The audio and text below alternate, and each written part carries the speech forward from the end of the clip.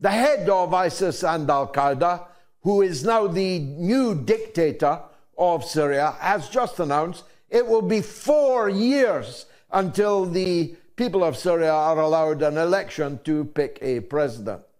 It's normal, yeah?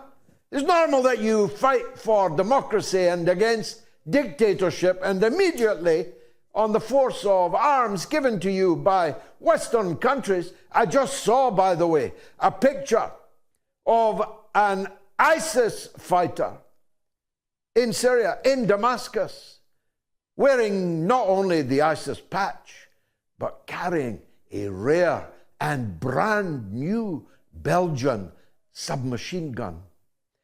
Of course, someone else probably paid for it, likely Saudi Arabia, which was thanked by name by the dictator of Syria, Al-Jolani, this very day, who thanked Saudi Arabia for everything that they had done to give birth to the new Syria. The new Syria in which they're fleeing, shouted the exultant crowd as the Christian population of Malula, the holiest place in Christendom, in my opinion, the holiest place I have ever been, where Mother Agnes, Miriam de la Croix, there she is with Gayatri and me in earlier times, and her nuns, and the priests and the clergy, and the remaining Christians who speak Aramaic, the language of Jesus, are being ethnically cleansed from the grottos, from the cliff-top churches and monasteries and nunneries. They're fleeing.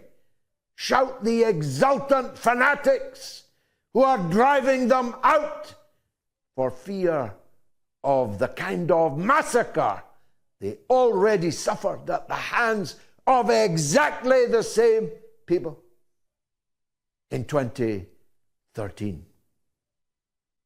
The mess that is Syria is the worst thing that we have ever done. We've done some very, very bad things.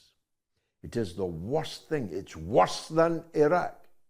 It is the worst thing because we have visited upon a now helpless population, disarmed, its weaponry destroyed, its territory occupied by Israel, by Turkey, and by the United States of America. But the central part of Syria is now ruled by the people who not 10 years ago were cutting out their hearts and eating them live on camera because they were of a different faction, a different religion, a different denomination.